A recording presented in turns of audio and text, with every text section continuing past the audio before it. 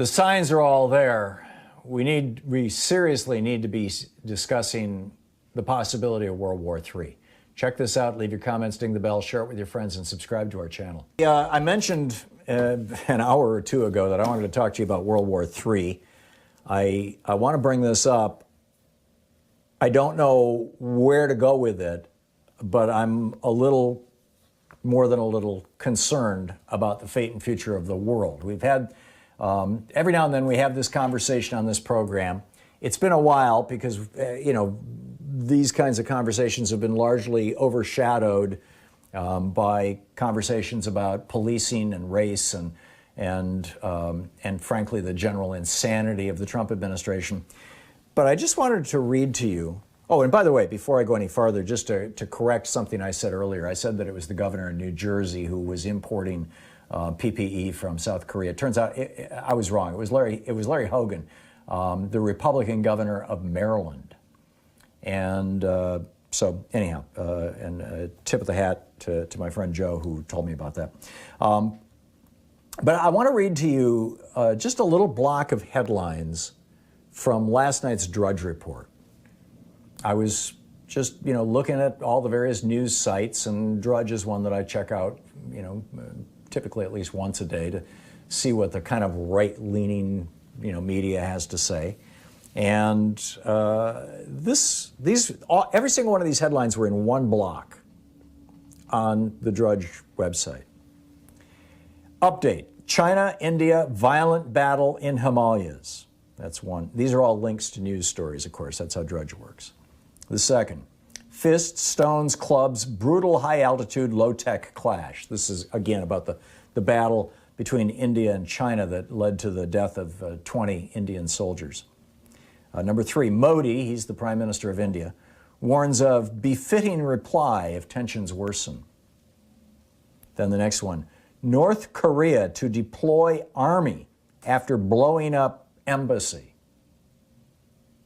Okay, so we've got India and China on the verge of war.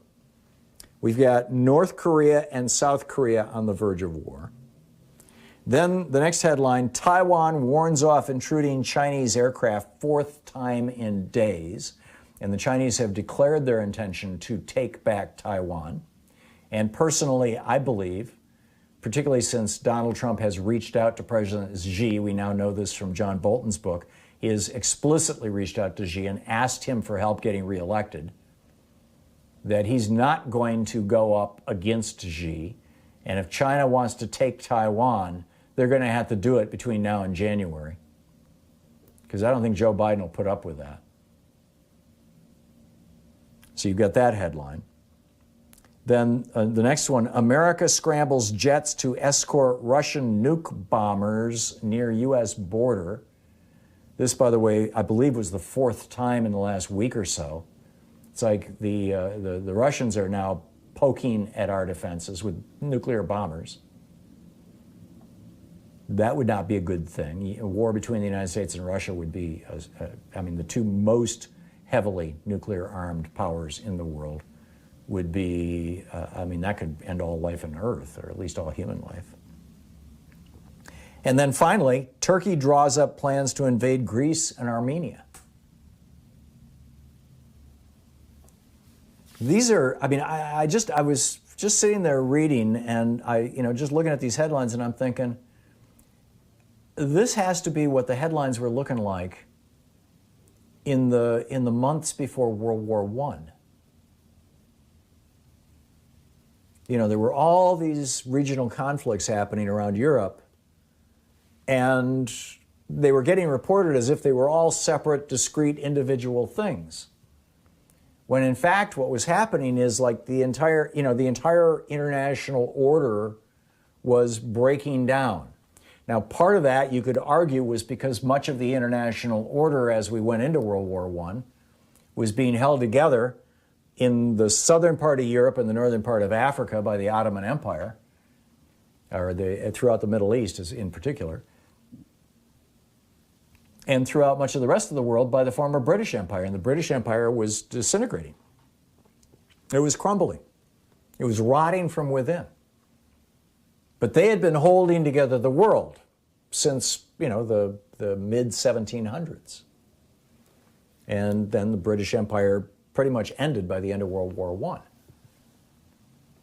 And right now, the American empire is crumbling. We're watching it with our eyes. It's being taken apart step by step, stone by stone, building by building, agency by agency, by Donald Trump and the Republican Party. And I think Steve Bannon's book, Imposters, speaks to why. Because they've become the party of grifters, hustlers, low-rent con artists. And the result of that is that American influence and power in the world, whether you think it's a good thing or a bad thing, has waned. And so who's stepping in to fill that vacuum? The Chinese and the Russians. And again, I'm not saying that this is a good thing or a bad thing. What I'm saying is this is what's called the Thucydides Trap. As an existing power declines in power, and an emerging power, in this case two of them, China and Russia, as emerging powers rise in power, that's the point of maximal danger in terms of war.